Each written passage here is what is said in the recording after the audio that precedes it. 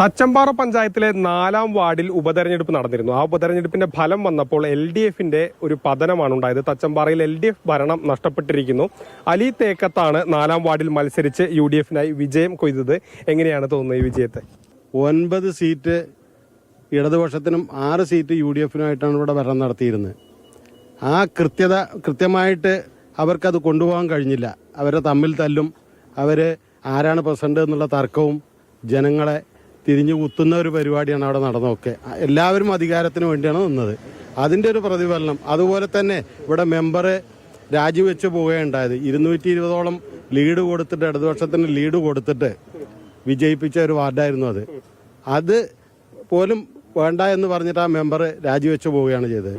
അതിൻ്റെയൊക്കെ ഒരു പ്രതികരണം ജനങ്ങൾ തിരിച്ചടിച്ചു എന്നുള്ളതാണ്. ശ്രീ പിണറായി വിജയൻ ഇവിടുത്തെ സാധാരണക്കാരായ പാവപ്പെട്ട ആളുകൾ ഉപയോഗിക്കുന്ന കറണ്ടിൻ്റെ വർധനവ്, അതുപോലെ തന്നെ കുടിവെള്ളത്തിൻ്റെ വർധനവ്, മുഴുവൻ നിത്യോപയോഗ സാധനങ്ങൾക്കുമുള്ള ഈ വില വർധനവിനെതിരെയുള്ള ഒരു പ്രതിഷേധമായിട്ടാണ് ഈ തെരഞ്ഞെടുപ്പിലെ ഈ ഉജ്ജ്വലമായ വിജയം. ഇപ്പോൾ 8-7 എന്ത് ചെയ്തു, തച്ചമ്പാറയിലെ ഭരണം മാറുകയാണ്.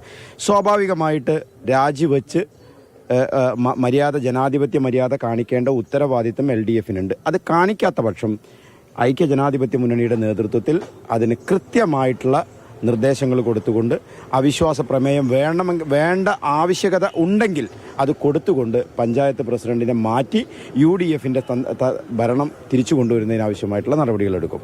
ഏതായാലും തച്ചമ്പാറയിൽ 2020 നടന്ന തദ്ദേശ തെരഞ്ഞെടുപ്പിലെ ഫലം അനുസരിച്ച് 9-6 ക്രമം. പക്ഷേ ഇപ്പോൾ ഈ പടിവാതിൽക്കൽ 2024 കഴിഞ്ഞ് പടിവാതിൽക്കൽ എത്തി നിൽക്കുകയാണ് തദ്ദേശ തെരഞ്ഞെടുപ്പ്. ആ സമയത്താണ് UDFന് ഭരണം പിടിക്കാനുള്ള സ്ഥിതി തച്ചമ്പാറയിൽ വരുന്നത്. ഇത് വലിയ ആത്മവിശ്വാസം UDF കേന്ദ്രങ്ങൾക്ക് നൽകുന്നുണ്ട്. വരുന്ന തദ്ദേശ തെരഞ്ഞെടുപ്പിലും ഇതേ വിജയം ആവർത്തിക്കാൻ കഴിയുമെന്ന പ്രതീക്ഷയിലാണ് UDF. മൽഗോഷി മോഹനൊപ്പം ഗോകുൽ VS, മാതൃഭൂമി ന്യൂസ്, പാലക്കാട്.